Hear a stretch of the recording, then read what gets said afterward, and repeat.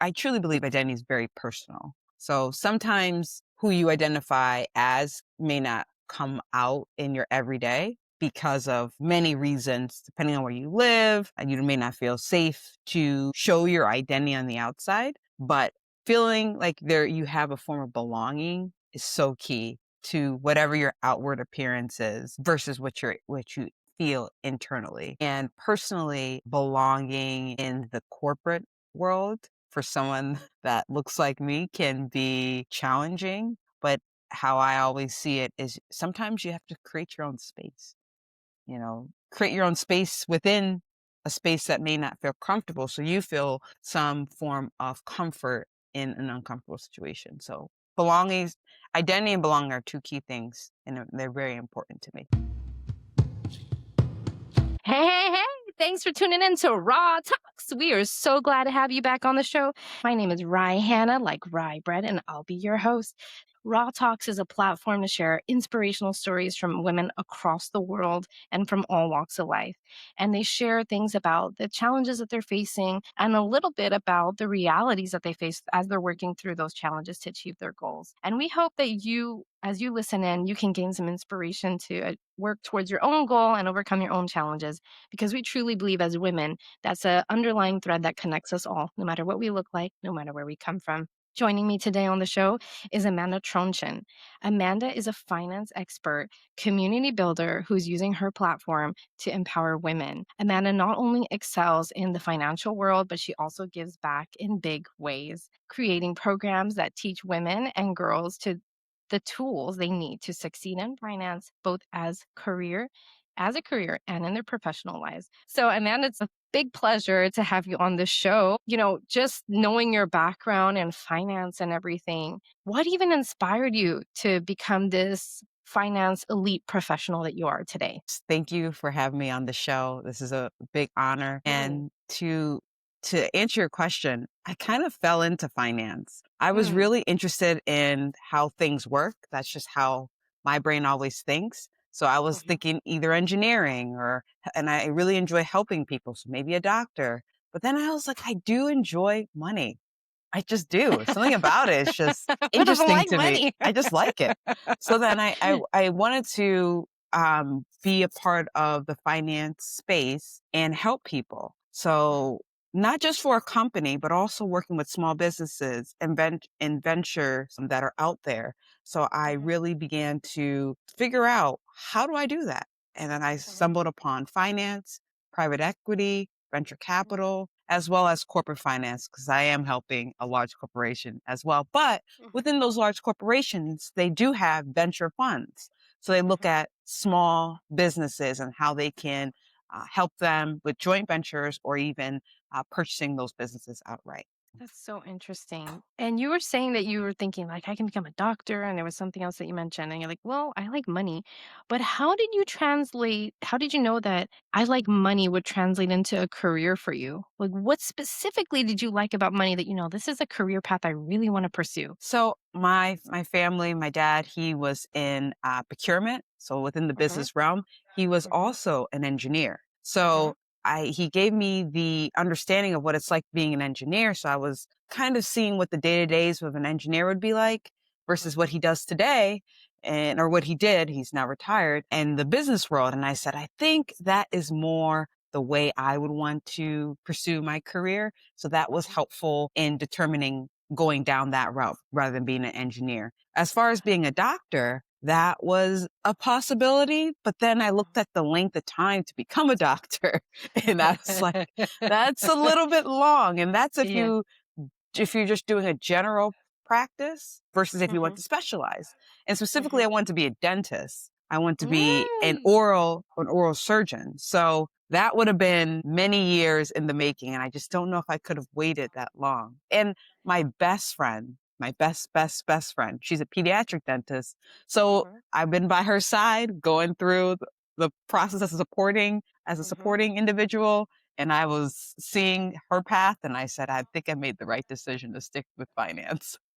That was really specific. I don't know if you realize that you just said dentist and you're like, no, I wanted to be an oral surgeon. Yes, That's a really specific specialty. And it sounds like in order to get that specific, you must have been pretty passionate about the dentistry field to fall into that really specialized area. So how did you like break away from that passion for dentistry and oral surgery to just figure out, I'm going to be comfortable on this path to finance and I know it's going to be the right one for me? What was a really determining factor there for you? I really believe it was the length of time that it would take Mhm. to really start making that impact. 'Cause I like Mhm. to make impact. That's my driver. And I just Yeah, don't think I would be able to make the level of impact as soon as possible, if I continued down that oral surgery path. got But it.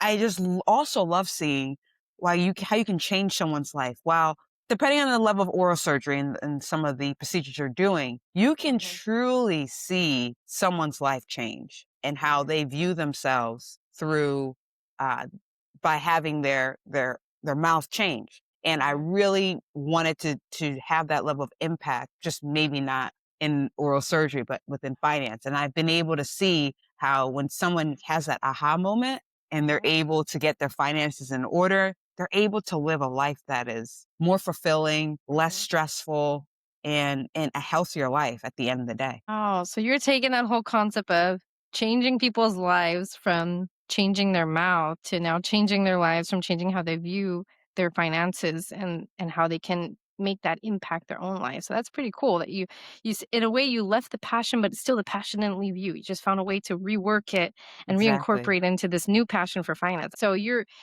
a leader in both the finance world and in your community as well that you've built through your entrepreneurial journey. How would you define your leadership style and where do you think those qualities originated from? So I would define my leadership style as I'm more of a transformative leader, one Mhm. that wants to see the group transform right in front of everyone's eyes, not just in front of mine. So being Mhm. able to lead by example, and provide that vision and have people come together and see how they can change.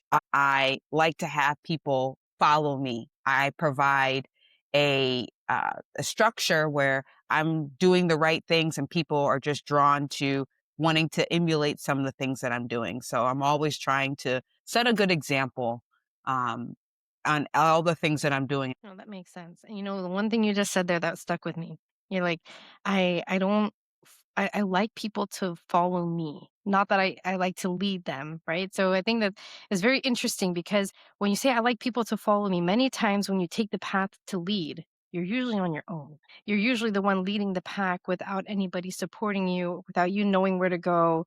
You're facing the challenges head on, and then you kind of guide people who are coming after you that, hey, this is how it's done. What keeps you going in those moments of trials as you're leading the way in these unknown territories? I take all inputs.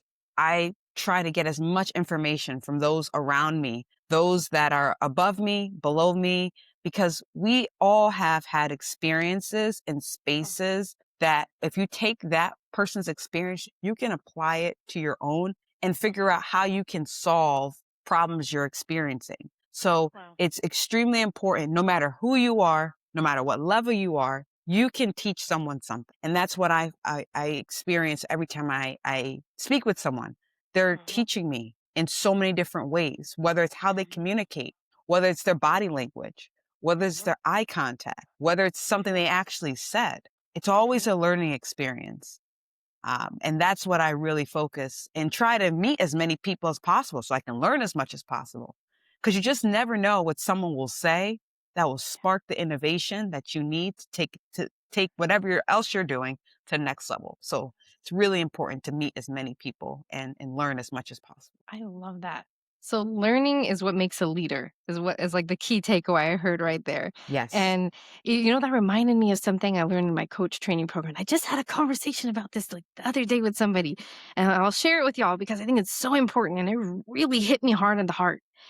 And this was about like a year ago. I did this coach training, and so it really had a huge impact. So here's a statement: everybody you meet is your teacher and your student.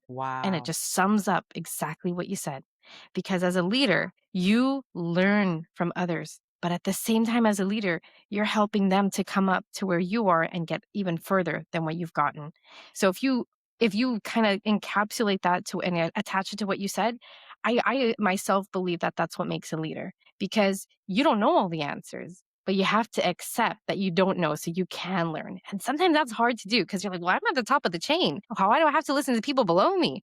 And you start feeling like your ego takes a hit.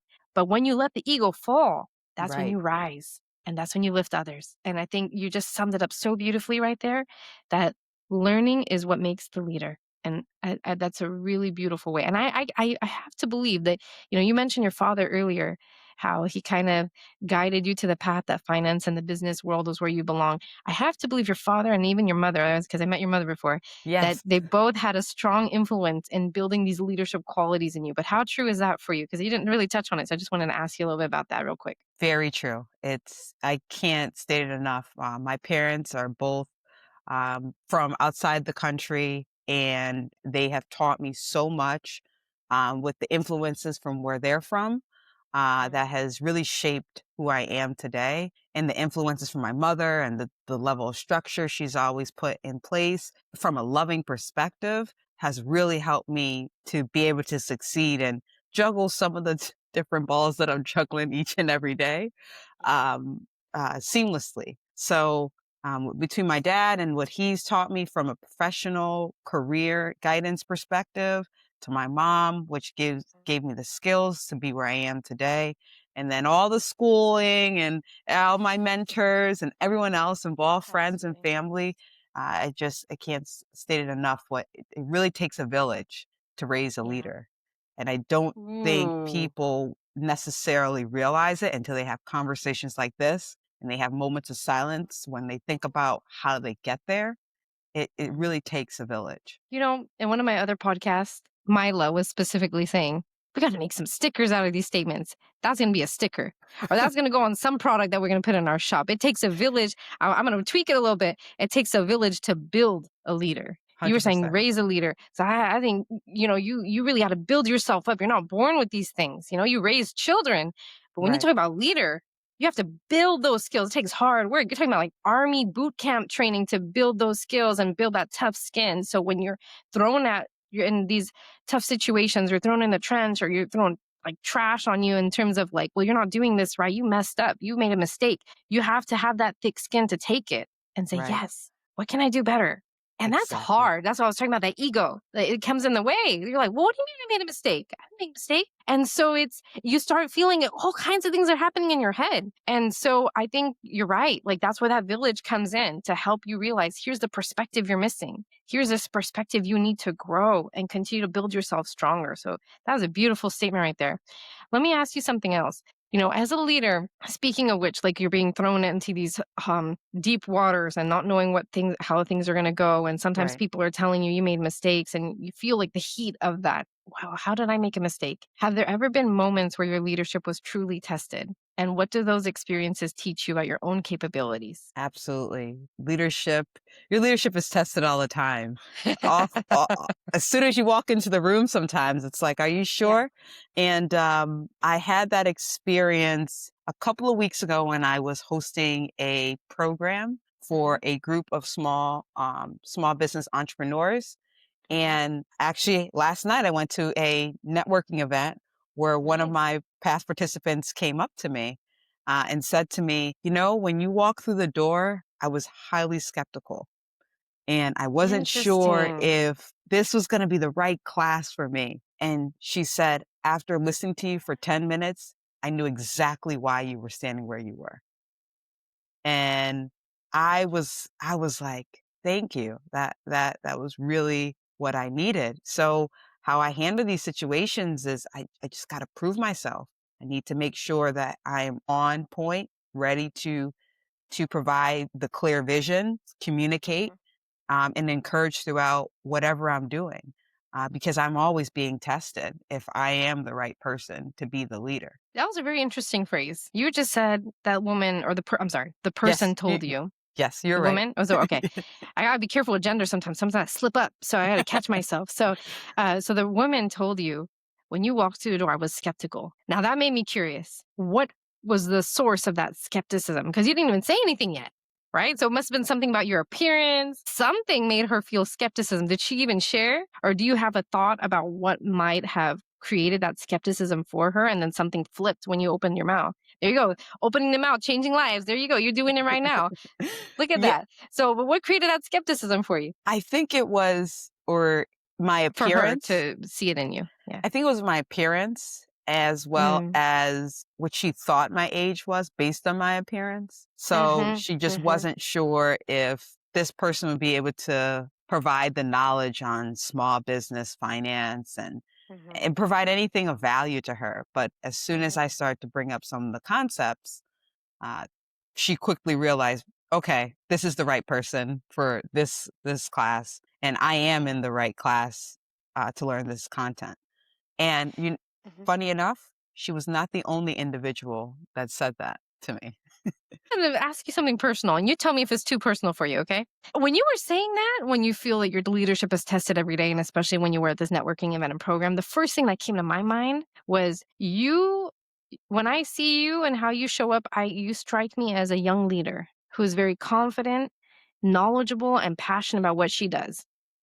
Okay. But when you step into a room, when you're talking about stepping in a room about small business professionals in the area where you live, the first thing that comes in my mind is you're talking about most likely older Caucasian small business professionals. And I can just imagine just the age alone. Let's leave aside race and ethnicity and Hmm. everything and gender. But I can just imagine how the age might be a clear conflict in accepting what you have to say for your participants. Because there might be, oh, like, well, she's a youngin'. What is she going to teach me? So that whole mentality, see the ego's coming up again. Like, Right. how is this youngin' going to teach me something? And so I feel like ageism is a huge thing that's like unaddressed at all. And that's we bring it up in Raw Talks and other episodes too. But I think it's a huge problem in our ability to, here we go again, leaders learn. And when they're open to learning, they can grow and become better leaders. So if we inhibit ourselves from learning because Mhm. somebody's younger than us or older than us or wherever it is on the spectrum, I think we're at a huge disadvantage. But you tell me, how true was that for you? Like, does age even come up as a factor in people wanting to receive or even resisting your education, even though it can really transform their business and their lives? I think ageism is a major factor, Mhm. especially for the group of individuals I am dealing with here in Mhm. Connecticut. Mhm. Um, I will say that it was not surprisingly a group. The two people I'm referring to were both Black. One was Black Interesting. American, the other one was from Cameroon, if I remember correctly. Mhm. But Mhm. he was an older man. Mhm. And it was very interesting to hear that. But it gives me a perspective because, as you mentioned, I was Mhm. thinking that is what, the typical demographic of everyone in Connecticut. A lot of people think that of, Mhm. white Connecticut is Mhm. that's what they're mainly made of. But Mhm. it was just a little sad, to be honest with Yeah. you, to hear Mhm. that they weren't confident in what I would be sharing in the class. But for Mhm. both individuals, after we networked, stayed Mhm. connected, and communicate on a regular basis. So That's great. I was able to, within the short 4 weeks, be able to change their mind as to who I am and what I have to offer. You know, that that just made me question something, and that might be a pivot into our next topic. When you see somebody who looks like you, and I can't relate to this, by the way, because nobody looks like me.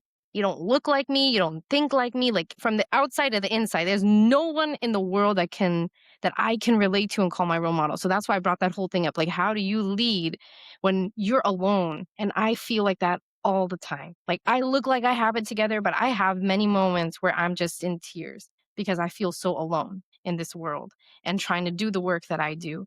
And then I remember my daughter and I remember there isn't going to be anybody that's going to look like her that she can relate to except probably me. And I need to be that strength for her because I didn't have it. And so that's a side story. We'll get to my story later, y'all. So but the thing is, when people there's a psychology behind this. When people look like you and you look like them, there's a level of trust that's Right. automatically there. Okay. So, and you see that all the time when you go to networking events, when you go to these like Latino festivals, you go to these Black American festivals, you go to these Caucasian festivals, whatever it is, whether it's related to your race or your culture, um, you feel automatically connected. You feel like, oh, these are my people. Right. Okay. And you don't have to build trust. But when you just said that, made me a little sad because actually it wasn't the case. They weren't a different race from me. They were the same color. They were this from the same background as my race and my ethnicity, and it hurt. It looked like it took a little hit on you because it was almost like it was an expectation that they would be like if anybody out of this group, they'd be the two people that would be connecting. They'd be like, yes, I get it. Oh my God, like I need to support this woman. She's in my community. Let's lift her up. Let's bring her high. Let's promote her and have other people come and lean in and learn from her. But it wasn't that case. So what did you really feel other than like I was a little sad? Like what was the real truth behind that? Because I can imagine the pain. I feel it all the time. I'm curious what you think about that and how you felt.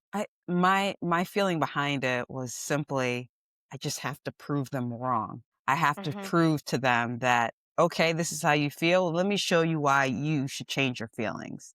Mhm. And while it does hurt in the moment, Mhm. it's something that I quickly shrug off and say, okay, back to the drawing board. How do we solve Mhm. this problem?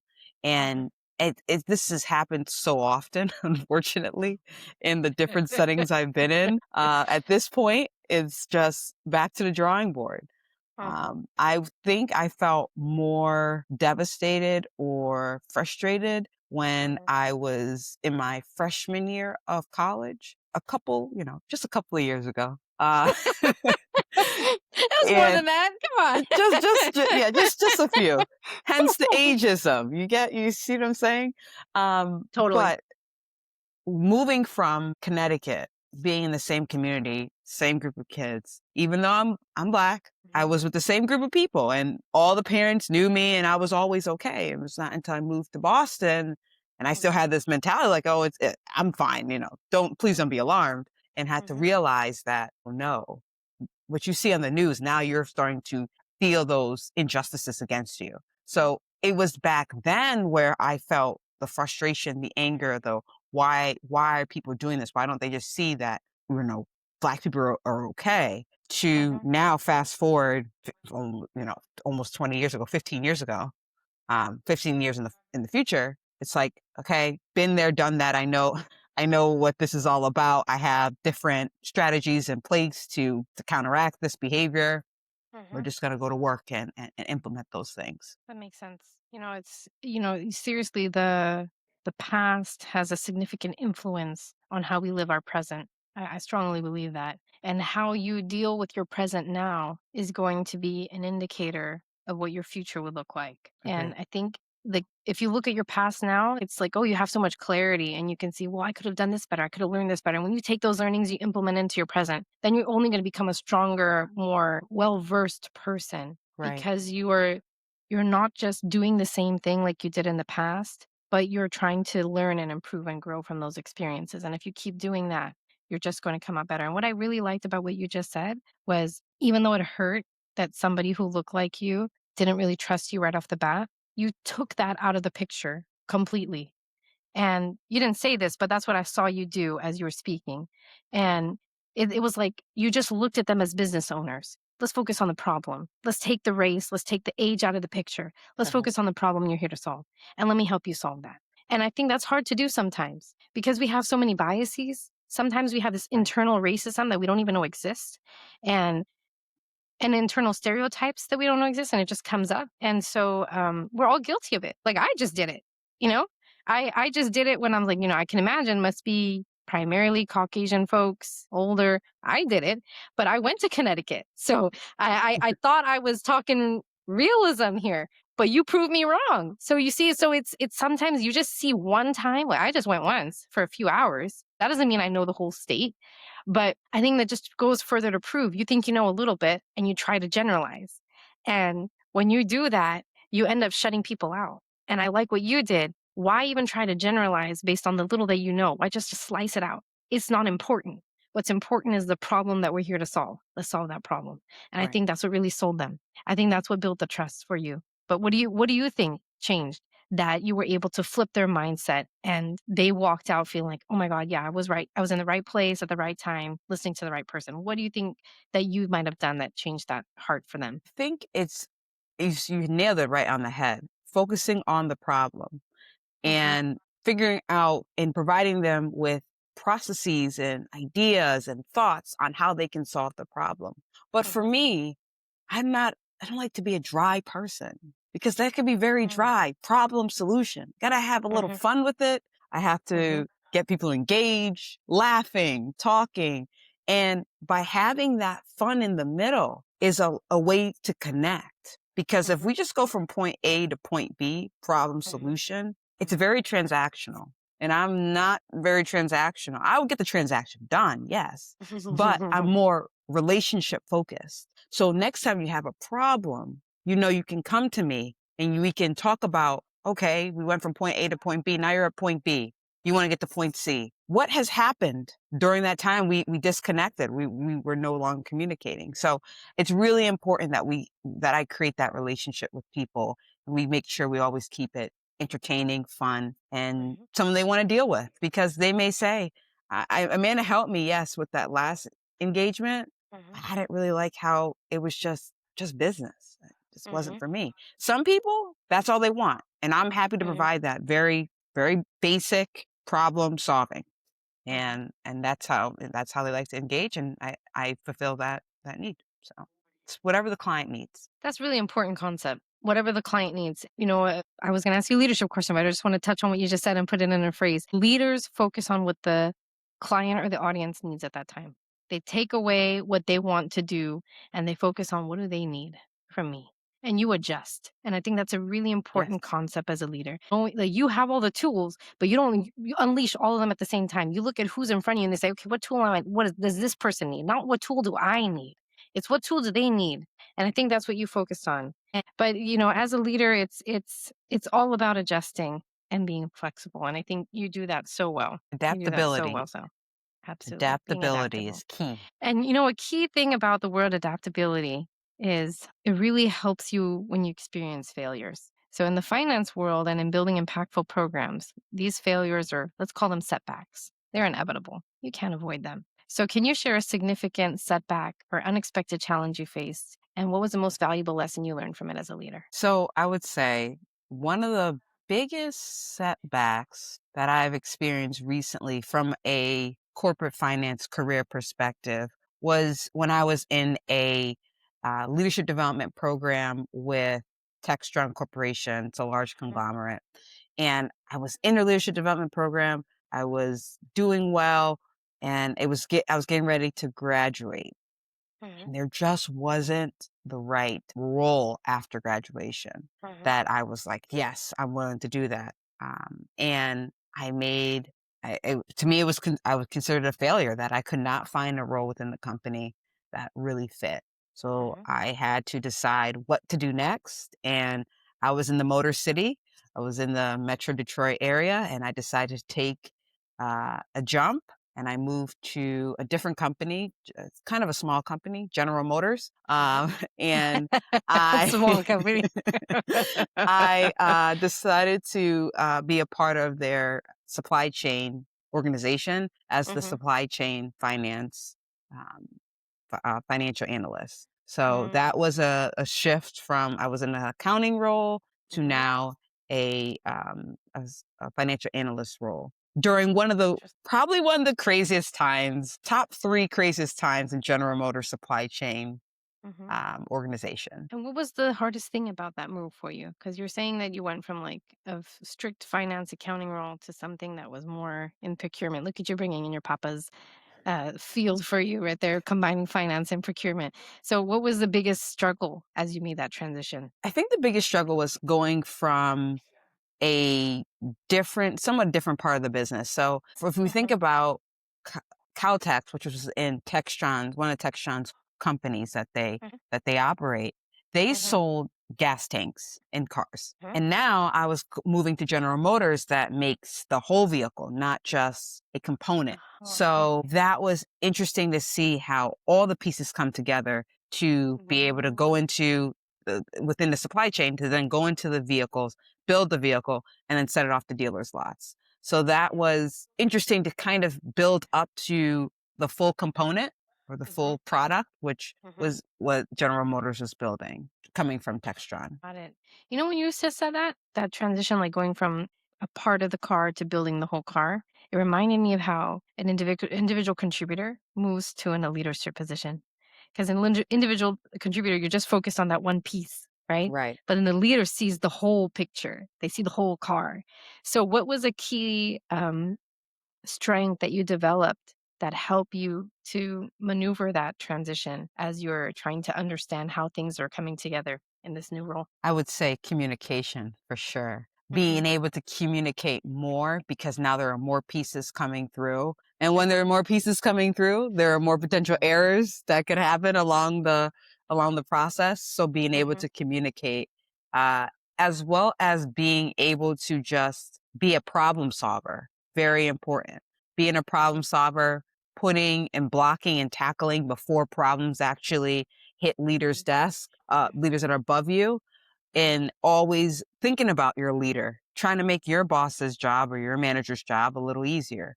So those mhm, are some of the things that kind of transition and change from going from a component that goes into a vehicle to mhm. having the whole vehicle to think about. That makes sense. Communication. What an important skill to just carry with you, even as you move from individual contributor to leader, or what, or even moving from, like you were saying, one company that focuses on a small part to a large part. And I think that's another part of being vulnerable, like communicating even when you don't know something and accepting that there's an opportunity to learn and letting know your manager know, here's what I think about the problem and here's a solution for it. So it goes both ways. Like when you know something and when you don't know, communication comes up as a reoccurring skill to really hold on to. And, one last question about the whole failure topic is can you recall a time when you had a perceived failure that actually opened up a new and unexpected path for you? Yes.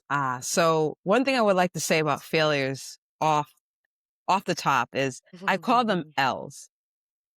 What do you A mean? loss. An L is a loss. So, Mm. and then I think to myself, I don't have any L's per se. Mhm, I mhm, only have lessons because every loss is a mm, lesson on how you mhm, can do something better. mhm, So I don't really think about failure as a negative. We need mhm, failure to learn. mhm, Because mhm, without it, you would never truly learn on how to do mhm, things better. We would just have the status quo. Imagine having the status quo forever. We would never have mhm, invented cars. We just invented maybe faster horses. So, mhm. so, I don't know um, how you actually do that. That's an interesting thing, though. Then faster horse. Maybe put something on the horse to make it move faster, right? exactly. Versus maybe not, or train them a different way to make them faster. We would not have Yeah, thought to develop yeah. a technology could, that we think about in horsepowers, not Mm. as it's better than the horse. So, That is so interesting. You were talking about horses, right? Build better horses. And when we talk about cars, you talk about how much HP you have, how much horsepower. horsepower. So we never lost the horse. We put the horse into the car when you think about it. And then you have the Mustang. That's Yeah. so funny. What? Yeah. Never thought about it. Okay, please continue. Go, keep going. So So failure is not failure. Failure is a loss, and loss means you have lessons. Keep going. exactly. So that's really important. So I think of some of the bigger failures or bigger losses that I might have experienced, I think of them as bigger lessons. So, for Mhm, instance, maybe not getting the role that I wanted when I was on my leadership development journey. So I was in a leadership development program back at Textron. I'm currently in a leadership development program at the Cigna Group. So mhm, as I have gone for different roles with different managers, I have not got on the roles that I've gone for, but mhm, I always followed up with those managers and asked why. And if the manager is forthcoming, they will tell me why. And that gives me a list of things I can improve on, or at least mhm, mhm, understand what I didn't do correctly, or maybe I just didn't have the right skills. And mhm. if I would like to go for that position in the future, I would have to obtain those skills and how to go about getting those skills. But it's always asking the question why. And Got I teach in my financial literacy program for small business owners is asking the 5 whys to And what get are those down five to. ways? So if you have a problem, you ask 5 whys to get down to the root cause of the problem. So you're not just trying to fix a symptom, you're actually fixing the problem. And so Mm. many times, not just entrepreneurs and small business owners just fix a symptom of the problem. By you asking the 5 whys will actually help you solve the real problem so you don't have to deal with the symptoms that you believe were Mm. the actual problem. Interesting. Could you give us an example of how you would apply the five whys?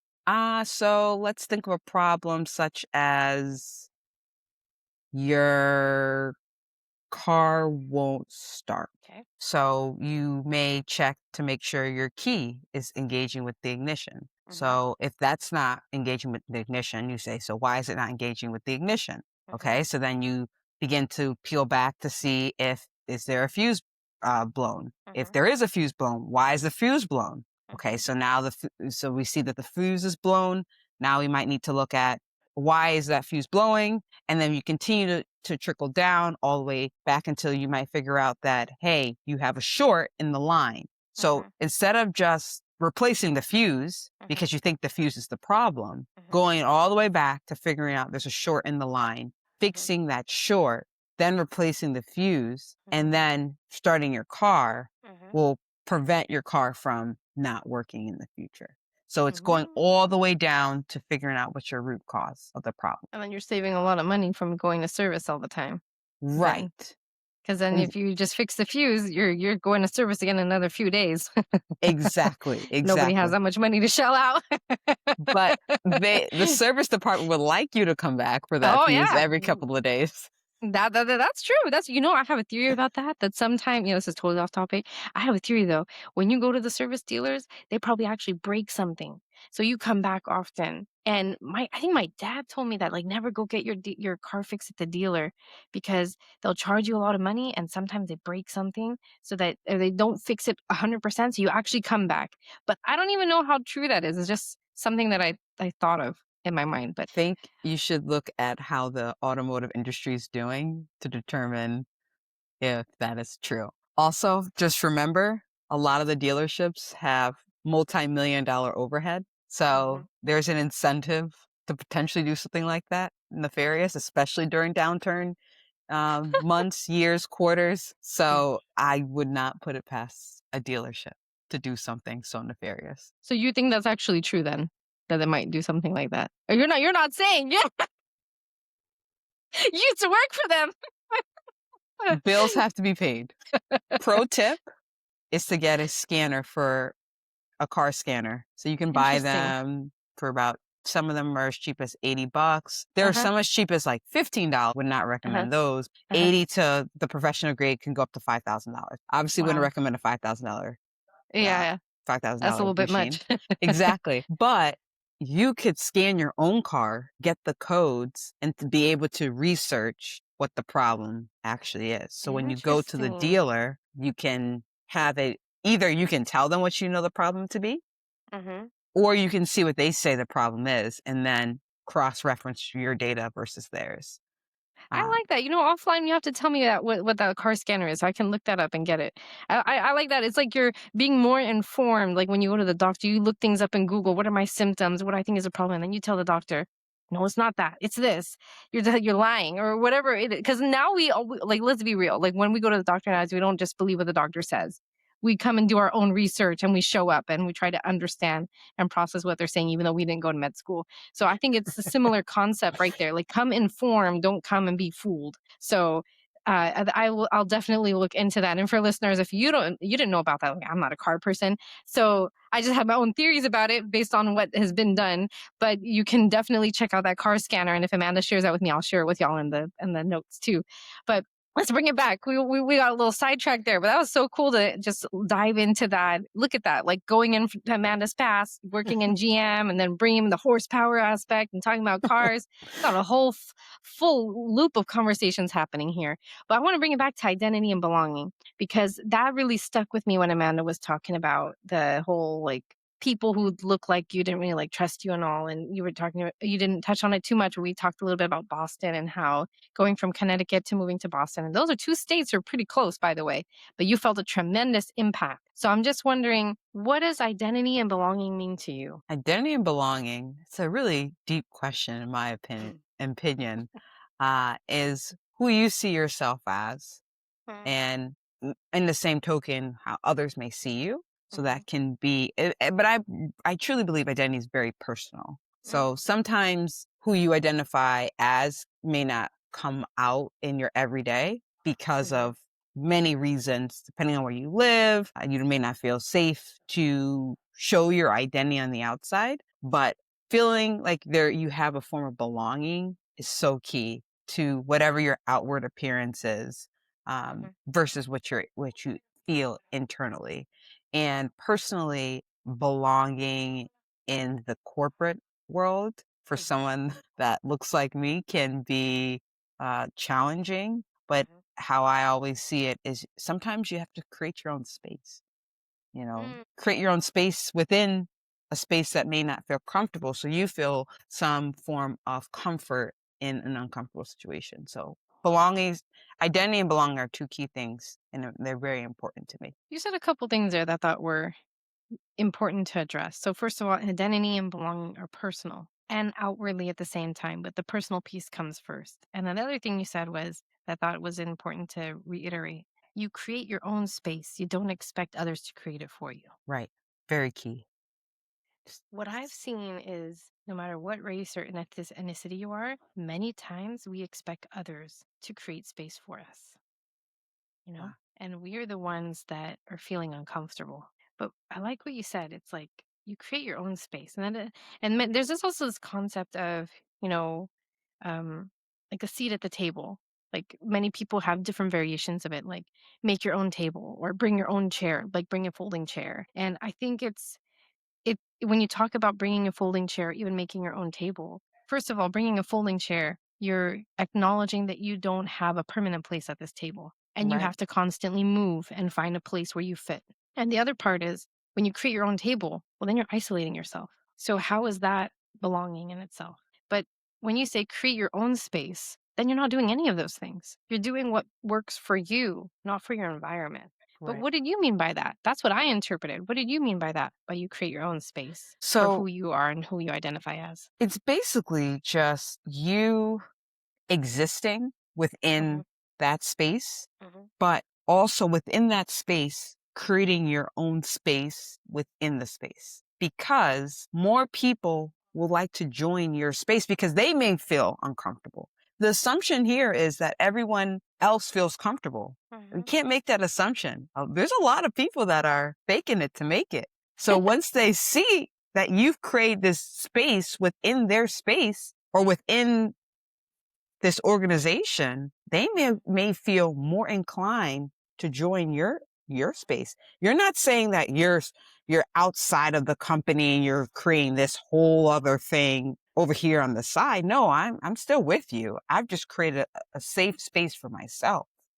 And I would enjoy for others to join this space I've created, but it's here. And that makes me feel safe, and hopefully that makes others feel safe. And that's kind of, and it creates that community. That's important to me. I want people to feel like they are part of a community. And there's been the different companies and organizations I've worked with, there's always that feeling that not everyone, just because they look like they belong, they don't feel like they belong. And then we're able to connect in this space that I've created. That hit me. You know, I almost shed a tear. I felt Oh. it coming, and then I held back a little. What are you doing? You're the host. I'm like, no, I'm gonna let it. I'm gonna let it roll. What you said that really hit me. You're like, you were saying that you think that people are comfortable, but they're not. And when you Hmm. create that space, you're opening it up for them to join too. That reminded me so strongly about the work that I do.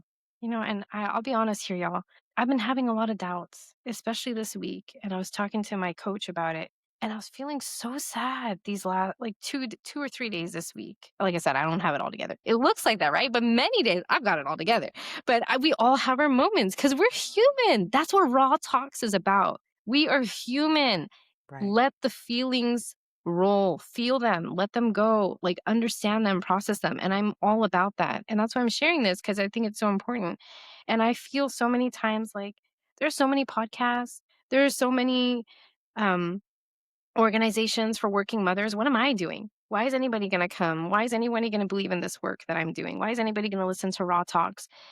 And it's exactly for what you just said. That sums up the work that I do. I'm creating a space because I feel uncomfortable in this world. And I started feeling more and more comfortable in my identity and who I am. And like, this is really like I'm living my purpose because of Raw Talks and the work I'm doing. Like, I've noticed a significant change in how I show up because I feel I've created that space. With the number of guests that have joined, well, guess what? You're now part of that space. And you two listeners, as you're listening in and subscribing, you are now part of that space. So there you go. I've got so much more coming. Just so you know, like Amanda was talking about, it takes a village to build a leader. Well, guess what? I've got a village coming for you. I've got a community coming for you. And I was doubting that too. I'm like, there's so many communities out there. Why would anybody want to come and join one more? Well, this is the reason. We are all uncomfortable in the spaces that we take up or we're part of to some extent. But this community that Raw is going to offer you is going to be a space where you can just be you, be all of you, and feel like you can come here when you want to learn and grow and inspire and from others and inspire others as well, and regain your strength, because we all have those moments when we're feeling low or we're feeling like we have self-doubt take over, we have that negative self-talk come in, we start feeling like, oh, am I really in the right job? Am I in the right place? Am I a good mom? Am I ever going to be a good parent? Oh, my kids don't listen to me, or whatever it is. You start feeling like you are just not enough. But this space for you that we create within Raw, whether it's through our coaching, our programs, our podcast, and now here it comes, community, it's for you. It's Right. a space where you get all you need. Where you don't get it everywhere else, you get it all you need here. Thank you so much for A- that. That just gave me so much strength, and I wasn't expecting that, but that was like, woo! I And feel the energy and the power in that statement. That was good. and that's a space where you can be raw. Exactly. Exactly. You know, we spell it RAA, but it's pronounced raw Raw. because that's exactly what it is. You get to be you unfiltered. Okay. I always say unfiltered, but I say, keep the profanity out because I'm a little sensitive to that. That was a good talk on identity. Thank you so much. Yes. Any last thoughts on the identity belonging that you wanted to touch on as we transition to our next topic? Think it's really focused on being you. And even if you're still finding out who you is, because that's another conversation, another journey. Uh, just figuring it out and being willing to do the work. I think something else that's really important to me is being willing to do the work. And there are going to be high points and low points, wins and losses, but just willing to put in the effort to really figure it out. Thank you so much for that last piece of wisdom there. And you were talking about, as we wrap up here, you were talking about living in different places. And I really like what you said when I was looking at your interview form about big life changes. Because so many times when we think about big life changes, we think about, oh, getting married or having a kid, buying a house. But you said something that was really interesting, and I wanted to touch on this in our last few minutes together. You said big life changes are constant, and Yes. whatever that means to you and whatever story you'd like to share, I'm not going to ask a specific question around it because of the time, but I would like for you to touch on, why do you believe big life changes are constant, and what's a big life change you would like to highlight? Big life changes are constant for me because I just think about life from 0 to 18. And there's just a lot of big life changes every 2 to 4 years. You start school, and then every single year you're going up a new grade. You're learning something new.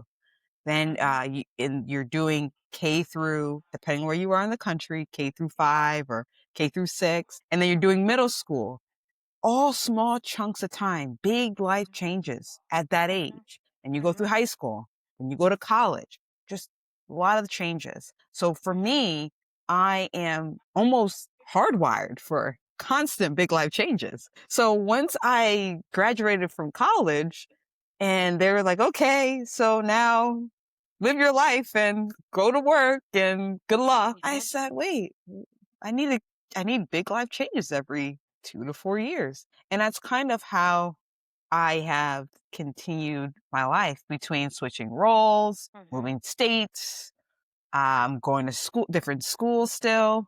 Mhm. and being a part of different businesses, whether it's Mhm. startups, small entrepreneurial groups. I'm Mhm. always changing, evolving, and growing. Mhm. And I don't know when the next big life change is going to be, Mhm. but I do know I will be changing every couple of years. And it's something that I look forward to. So, um, throughout those big life changes, there have been great accomplishments, which makes those big life changes more important.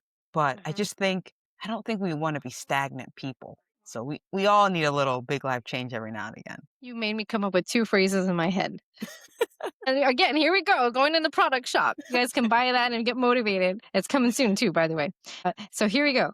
And this is to sum up what you said and to give it a nice wrapper because what you said was beautiful. And I think it was so inspiring. The first one, change is the constant of life. Yes. Change is necessary for the evolution.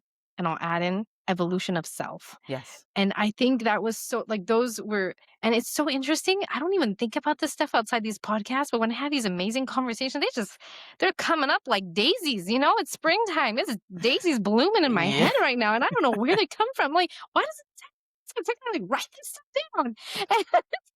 But it's so interesting and there's so much truth to it, like what you're saying, because you as you're and I'll add when you're from 0 to 1, there's so much change happen. No, So 0 to much. 2.